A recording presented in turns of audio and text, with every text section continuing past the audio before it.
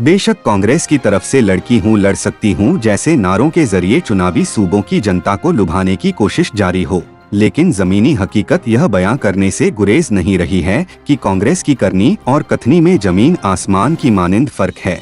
अब आप इतना सब कुछ पढ़ने के बाद आप सोच रहे होंगे कि आखिर कांग्रेस में ऐसा क्या हो गया कि प्रियंका गांधी द्वारा दिए जा रहे लड़की हूँ लड़ सकती हूँ जैसे नारों पर सवाल उठाए जा रहे हैं। तो आपको बताते चले कि ये सवाल हम नहीं बल्कि उत्तराखंड की प्रदेशाध्यक्ष सरिता आर्या ने उठाते हुए बीजेपी का दामन थाम लिया है। उन्होंने कांग्रेस पर महिलाओं को उपेक्षित करने के आरोप लगाए हैं। उन्होंने कांग्रेस द्वारा महिलाओं को सशक्त करने की दिशा में दिए जा रहे शब्दवाणों के प्रहारों की तीक्ष्णता पर सवाल उठाए हैं।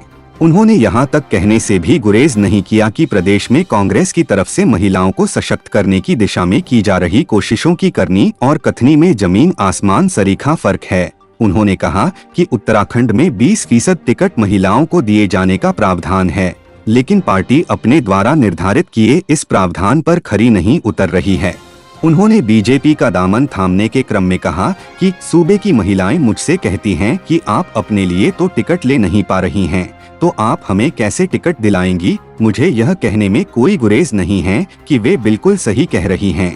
कांग्रेस पार्टी आज की तारीख में महज चुनाव में आम जनमानस को लुभाने के लिए ही महिलाओं के संदर्भ में तारीफों के कसीदे पढ़ती है, बल्कि जमीनी हकीकत इन दावों और प्रतिदावों से कोसों दूर है।